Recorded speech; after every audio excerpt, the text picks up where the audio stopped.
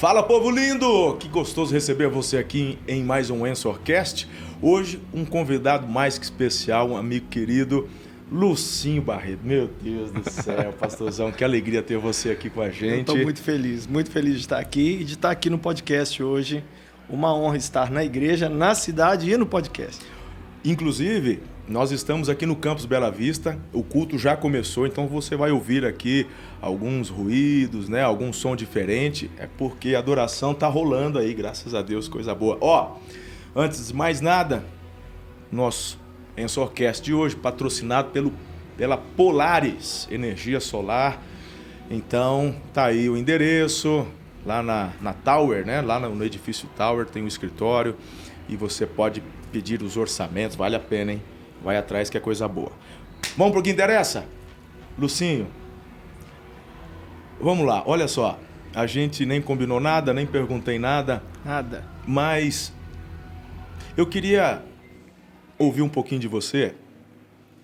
Eu acho que já te perguntaram muito da sua história, né? Eu acho que uma pergunta muito relevante é: que creme que você usa? Porque esse cara dorme no formal, Mas cara. eu tenho a resposta. A resposta eu passo raiva 3 vezes por dia em forma circular para cima. Cara, eu lembro, eu tava acho que numa das conferências global lá, tava... Não sei se era a Ávila, cara. Sim. Eu acho que era. Que profetizou? Foi eu eu tava ali do seu lado, ali na fileira de trás, bem atrás. E a Ávila olhou pro Lucinho: esse jovem aqui. Exatamente. Aí ela não precisava profetizar mais nada, só me chamar de jovem já ganhei. Aquele dia foi muito forte, Foi muito cara. forte. Foi lindo. Aquela palavra eu carrego comigo. E na verdade é quando a gente senta na mesa assim que tem essas viradas de Deus, né? Muitas vezes não é nem falar nada novo com a gente, mas lembrar a gente aquilo que já foi dito no passado e reavivar alguma coisa que às vezes está morrendo. Então, rapaz, é interessante porque você, de fato, eu vou insistir um pouquinho nisso, você não envelhece não, é impressionante. Você, inclusive, já nasceu, vai ser vovô. Vou ser vovô daqui a 60 dias, em final de outubro, início de novembro. Então, já fizemos um enxovalzinho do João Batista. Imagina se ele vai ser um louquinho por Jesus. Olha o nome do profeta que está chegando. João Batista, minha filha, recebeu essa palavra de que ela seria mãe de um menino. Ela ia tentar ter o filho muito mais para frente no casamento, mas ele viria no início e que ele seria um menino e ia chamar João Batista. Foi o que foi falado. Por isso que eu vi o videozinho da revelação. Sim. E eu percebi nela uma emoção assim... muito forte. Então é por conta disso, eu não sabia dessa profecia. Sim, então ela ficou muito... Mas ela passou a gravidez dizendo: não é menino, gente, não adianta falar nada. A minha esposa tentou falar que era menino, eu falei: tá rogado, é menino. Mas essa questão da juventude, a gente, quando quer ganhar um grupo, você começa a se tornar... assim, a sua alma fica parecida com aqueles que você quer alcançar. Então eu fico muito de olho assim no adolescente, no jovem hoje. E eles são... O meu pastor fala que a juventude ouve com os olhos. Se você quer ganhar um jovem hoje, você precisa de um vídeo. Você não precisa de uma pirotecnia. Um vídeo para uma pessoa. E vídeo rápido. No vídeo demorado também, eles não param para ver. Se você perceber um filme, as cenas de corte é 3 segundos. Mostra um falando, mostra outro. Então, essa percepção do jovem, se pegar o que eu falo, idêntico ao que eu falo, e passar para o avô deles, ou mesmo para o pai e para a mãe, eles não vão ouvir. Porque o jovem, ele não julga. Ele olha a embalagem e não o produto. Então, se você pega o Billy Graham, eu vivia indignado quando Billy Graham era vivo, porque eu dizia: gente, eu tenho 3 vezes mais seguidor do que o maior cristão vivo na Terra. Isso só mostra o quanto vocês estão mais ligados, às vezes, na questão plástica, estética, no jeito de pregar, do que no que está sendo oferecido. Então, essa questão da aparência e essa questão do visual, ela tem uma interferência, sim. E acaba sendo não muito proposital, intencional, mas Deus acaba te usando como uma isca para a galera olhar para você e falar assim: deixa eu ver o que esse cara aqui tem para falar. Mais às vezes pela aparência do que tudo. Mas se você for pensar também nisso, João Batista era para afastar todo mundo, né? Porque o cara era um mendigo, era a visual de um homem das cavernas. Misericórdia, verdade. Mas era o que o mundo naquela época precisava, um doido. Uau. Sabe que isso é muito bacana? Aí, olha só, minha pergunta para você agora de forma prática. Você falou do visual, mas hoje, para mim, pelo menos, tem sido um desafio acompanhar o vocabulário, principalmente dos adolescentes. E aí, como é que a gente consegue comunicar? Porque às vezes você acha que está comunicando, mas não está. Não. Eles estão mudando expressões idiomáticas assim, numa aceleração semanal. Sim. Às vezes a gente quer dar uma de moderno, aí chega no meio deles e pau, na hora eles... Sim. Depois eu fico sabendo, já fizeram sticker da gente, ó, o pastor tá trabalhando. Figurinha. Né? A gente acha que tá apavorando, tá nada. Não tá nada. É um desafio, cara. Quando eu comecei no Ministério com Juventude, eu tinha uma frase que era assim: o mundo jovem muda todinho de 6 em 6 meses. Então a banda que hoje é a banda número 1 daqui a 6 meses não é, o jogador que hoje é o melhor daqui a 6 meses não é. Só que agora eu mudei essa frase. Eu digo para quem trabalha com juventude ao meu redor que muda de 6 em 6 semanas. Por quê? Porque exatamente essa questão da coisa rápida, principalmente agora o TikTok é onde a galera tá. Então as expressões estão saindo mais de lá e os vídeos são assim, você tem que ser curto, você tem que ser rápido. A tentativa de ser profundo é rechaçada por essa geração. Você vai ter que tentar dar o máximo possível com frases curtas e eles têm um déficit de atenção, sim. Eu falo isso agora olhando para os meus próprios filhos. Eu converso com eles e eles aqui falam. Aí eu falo, mas eu não acho que a pessoa está falando comigo se ela não estiver olhando para mim. Só que eles conseguem, a gente não consegue. Exatamente. A gente fica olhando. Se eu olhar o celular, eu olho só o celular. Se eu conversar com você, eu converso só com você. Eu sou assim. Então, a gente precisa realmente se atualizar e ouvir o que eles não estão dizendo. Eles também não estão dizendo muita coisa. Opa. E hoje, se tem uma coisa que a gente precisa fazer por essa geração, é dar a eles uma identidade. Eles estão hoje sem uma afirmação, seja como mulher, seja como homem, seja como cristão. Eles estão bem perdidos, porque toda hora a internet, os amigos e o mundo diz o que eles são. E eles ficam confusos. Eles não têm essa certeza. Eles não são como Jesus, que foi para o deserto, saiu dali provado e aprovado e começou o ministério dele sabendo que ele era o filho amado. Ele viveu, foi provado, aprovou, mas a molecada hoje não sabe o que quer ser.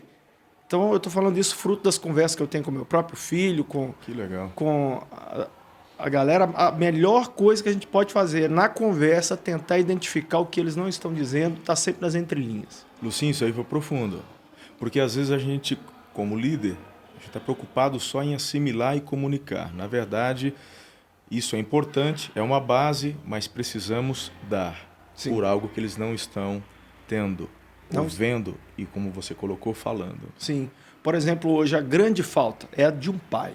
Boa. O pai é que... A mãe é muito fundamental na vida de um adolescente, de um jovem, na questão do cuidado. Você fala muito da sua mãe, do testemunho dela. Mas o pai é que dá identidade. Seja, você vê, por exemplo, queriam dar para João um outro nome. O pai falou, não, o nome dele é João. Uhum. Quando Benjamim nasceu, a mãe deu o nome de Benoni, filho da minha aflição. Jacó falou, não, ele vai se chamar Benjamim, filho da minha mão direita. O pai é que dá para a menina e para o menino isso. Então, emocionalmente, psicologicamente e espiritualmente, a figura do pai... Por que Deus se manifestou como pai? Por que ele não chegou... Por que a oração não é coach nosso que estás nos céus? É professor nosso que está no céu. Deus se manifestou como pai, porque a grande crise, o grande buraco é esse. E hoje, Paulo fala sobre pais espirituais, que nós precisamos ser. Hoje existe uma orfandade muito grande e os jovens não querem dar o braço a torcer, mas está todo mundo perdido, precisando de alguém para afirmar a identidade deles em Cristo. Hoje, você falando isso, é bacana porque quando eu olho para a tua vida, para o teu ministério, te acompanho, você é uma inspiração, mas eu percebi uma característica em você. você não tem medo de se posicionar.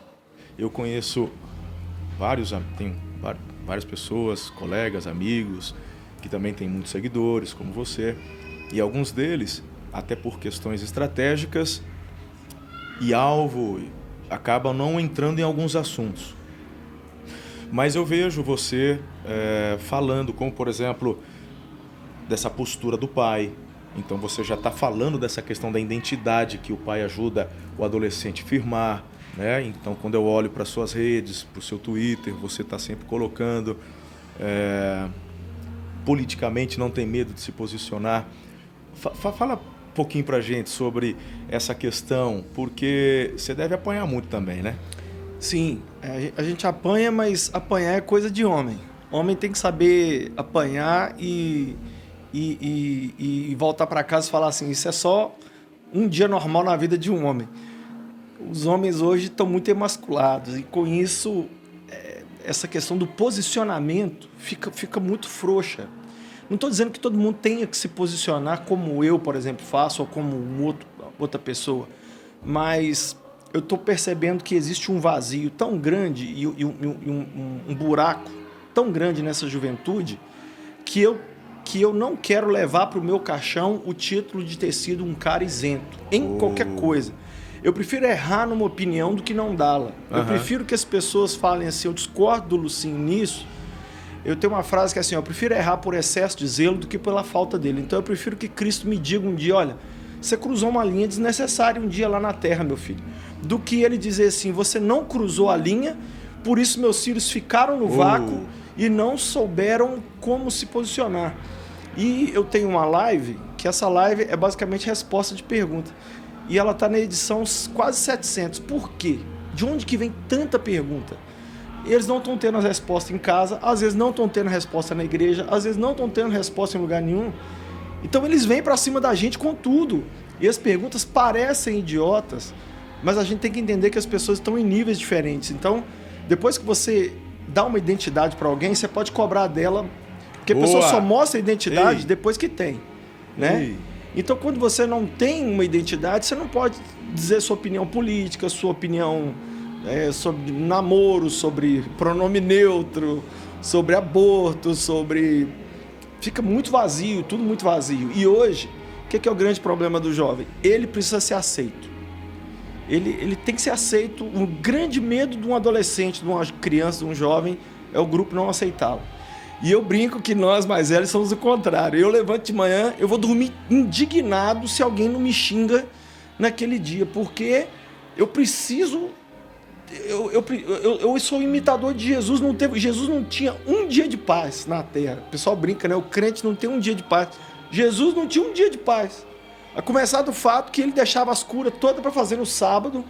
Eu acho que Jesus deixava de propósito, porque não é possível. Era só para irritar os fariseus. Então, ele estava fazendo um milagre, vinha alguém perturbar ele. Ele estava expulsando um demônio, vinha alguém falar que ele era um endemoniado. Ele estava até a cruz. Na cruz as pessoas diziam...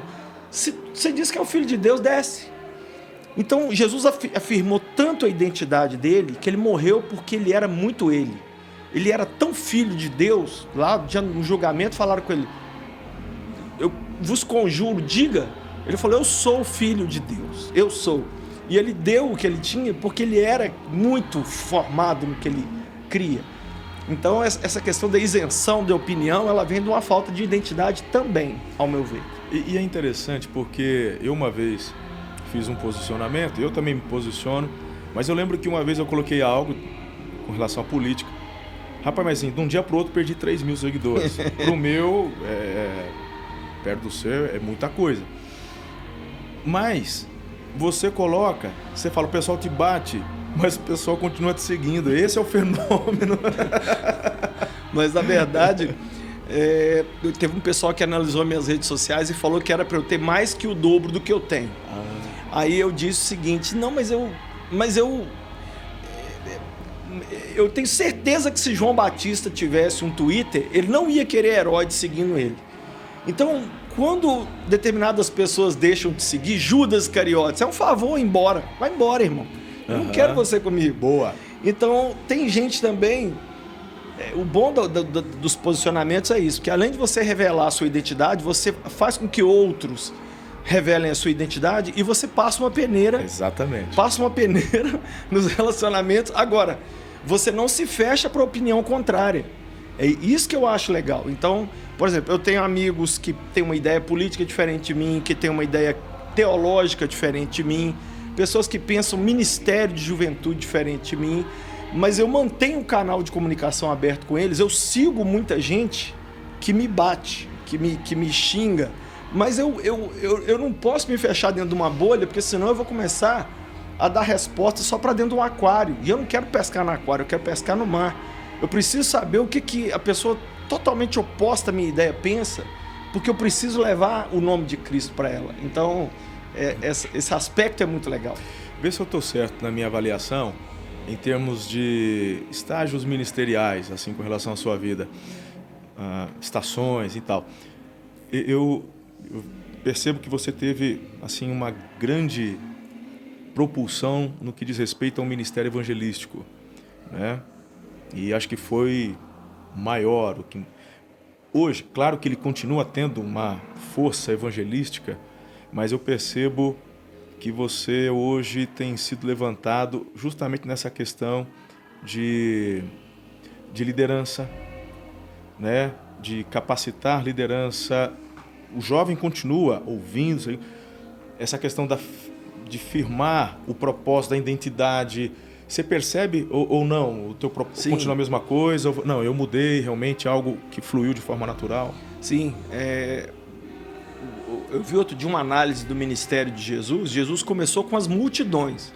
E à medida que o ministério de Jesus foi caminhando para o fim, ele foi ficando com os 12.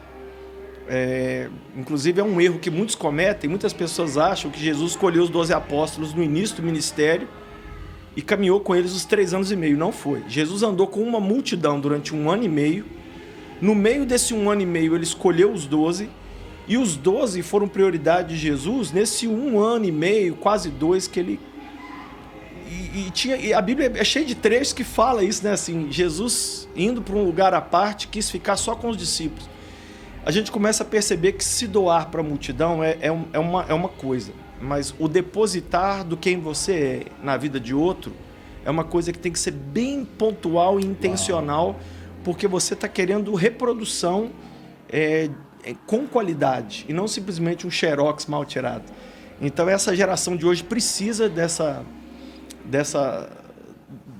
pessoa que pare o que está fazendo, olhe e faça o que Paulo fez com Timóteo, o que Elias fez com Eliseu, né? Moisés fez com Josué. Agora, qual que é um problema hoje? Tem muito Eliseu querendo virar Elias sem caminhar com Elias até ele subir. Ei. Tem muito Josué que quer assumir o lugar de Moisés com Moisés vivo. Mas espera aí, Moisés está vivo. Então são pessoas que não conseguem ter ninguém sobre elas. Não é que não haja mestres espirituais, não é que não haja liderança, é que eles não querem. Porque a internet deu voz a muita gente que ninguém ouvia. Então a pessoa hoje acha que porque ela tem 5 mil, 10 mil, 50 mil seguidores, que ela hoje é uma voz. Mas quando vai ver, é como uma loja que você entra, tem uma vitrine bonita, mas quando você entra dentro da loja, só tem a vitrine. A internet não é o mundo real. A internet é só uma vitrine de algo que está sendo feito no mundo real. Boa. Se você não tem lastro e vai para a internet só para ser uma voz, aí no final alguém fala assim, não, eu vou te seguir, bacana, mas o que você produz no mundo real? Não, eu não produzo nada, eu só produzo no mundo virtual. Irmão, então você me desculpa, mas Jesus, ele era exatamente o contrário. Ele era tão real no mundo real que as aparições dele públicas eram chocantes para a multidão, mas o que ele fazia entre 4 paredes era muito mais profundo. Então hoje eu estou preocupado com essa coisa do mundo real. A minha esposa tem até brigado comigo porque eu não estou muito mais online como eu era. Uhum. Porque eu tô meio com preguiça. Como é que eu vou dizer? Acho que eu tô ficando velho mesmo, sabe? E eu já tô vendo que o meu neto vai vir internet pra caramba de novo, porque criança e internet é uma coisa de louco. Mas eu tô com esse desejo de viver mais aqui, mais no mundo real, tocar em gente e produzir aqui no mundo físico aquilo que Deus quer que seja feito. Você sempre, mesmo com um ministério também itinerante? E esse também é proposital, porque do que você fala, também já percebi que você sempre deu atenção e importância ao ministério local. Sim. Inclusive nas suas agendas, pouquíssimas vezes você abria para sair no sábado, porque era o teu compromisso. Hoje, inclusive, aos domingos, né? Sim. Que você... Então... A igreja, vou dizer as palavras do grande João Calvino, a igreja é a mãe de todos aqueles que têm Deus por pai. Então, quando a pessoa ela se lança no ministério itinerante, se ela não estiver bem ancorada lá atrás, ela se perde. Eu nunca aceitei a igreja. Se alguém tiver que me definir, eu sou um menino de igreja. Eu sou louco com igreja. Eu amo igreja. Eu estou, inclusive, há muitos anos trabalhando em igreja sem salário, porque é a minha paixão. E os melhores convites que a gente recebe é bem nas datas que a gente tem que estar na igreja. Mas igreja é essa coisa complexa, até mesmo complicada e difícil de vez em quando, mas fantástica. É como o corpo humano que está aqui, esse dedo. Ele é lindo na minha mão. Mas se ele for arrancado da minha mão e jogado no chão, ele vira uma... A gente liga para a polícia. Um fio de cabelo na minha cabeça é maravilhoso. Mas numa comida... Então hoje o que virou? As pessoas estão tentando ser corpo de Cristo sem estar ligado ao corpo.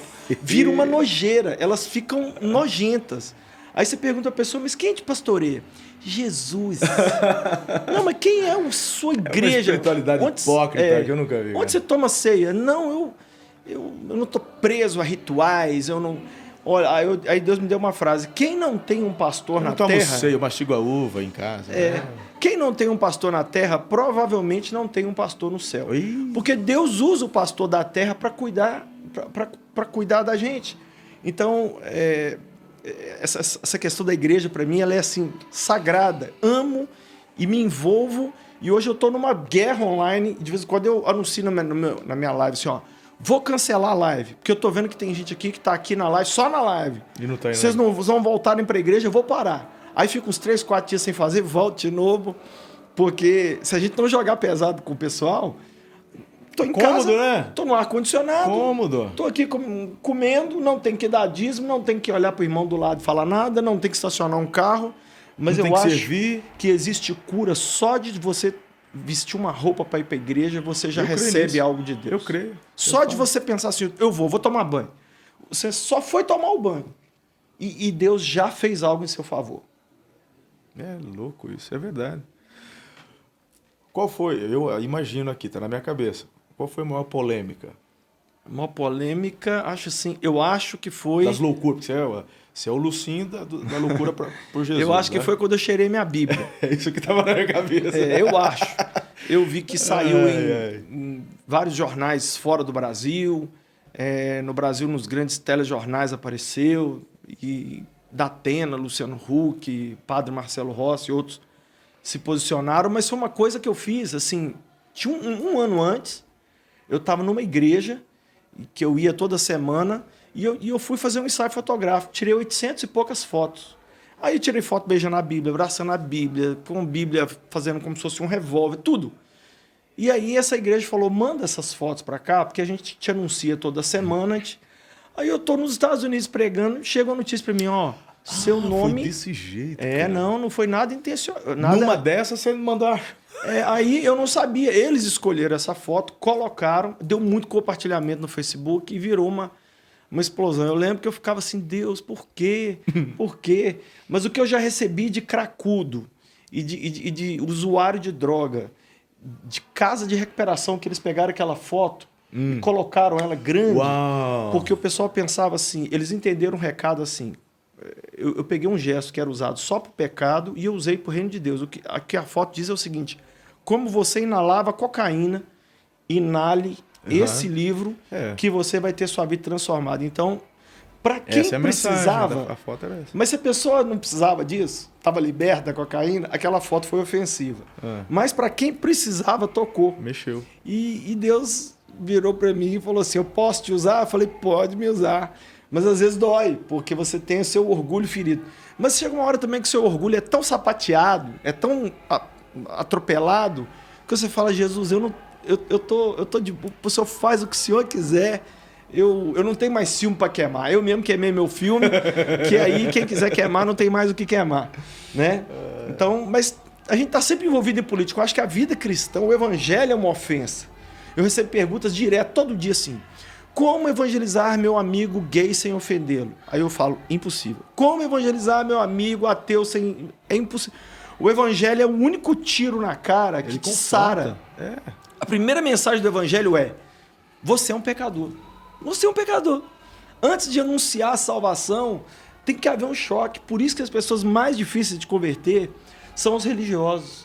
Porque eles já se veem, eles estão tão perto do reino, mas não tão dentro. Jesus, ele ganhou morto, Jesus ressuscitou morto, ele ganhou prostituta, mas ele não conseguiu ganhar os religiosos. Pelo contrário, a religião o matou. Então, eu vejo que a gente precisa muito de estar voltado para isso, para a gente não cair nesse erro de estar quase lá. E ficar muito atento para a gente não se perder na caminhada cristã. Uau, que bacana. Gente, pensa num bate-papo que a gente poderia ficar aqui horas, mas ele vai pregar daqui a pouquinho e eu também não quero espremer. Foi só para poder abençoar a sua vida e vou dar para você, Lucinho, a palavra para você fazer um fechamento. O que você gostaria de compartilhar com o pessoal que está assistindo? Talvez você pudesse uma dica, um insight, uma inspiração. O que você deixaria aí? Seja tudo que Deus te chamou para ser. Não deixe nada na conta. O meu medo é um dia eu entrar no céu e Jesus me chamar e falar assim: vem aqui no caixa celestial eletrônico, passa o seu cartão.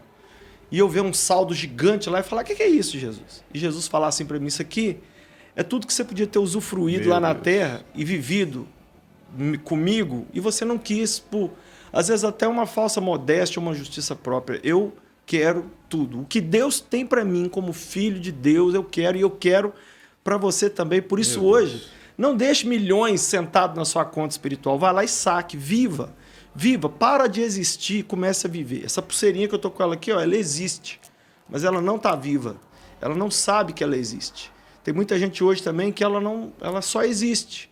Pare de existir e comece a viver. A diferença entre os dois são 5 letras. Jesus.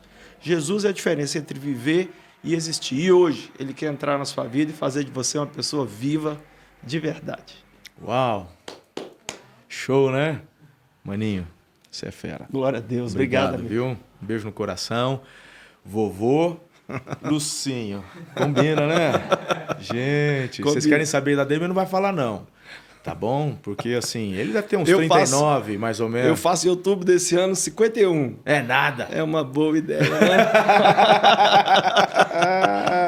Olha a cara dela. Ela não acreditou. 51. Ele dorme no formal, filha. Os cremes dele vêm toda da Coreia do Sul. Sabe aquelas coreanas lá? Tudo do rosto dele é tudo. Ai, meu Deus. Ele, é verdade. Vem de container. Sephora e Mac. Show. Gente, um beijo no coração. Até a próxima. Deus abençoe. Valeu.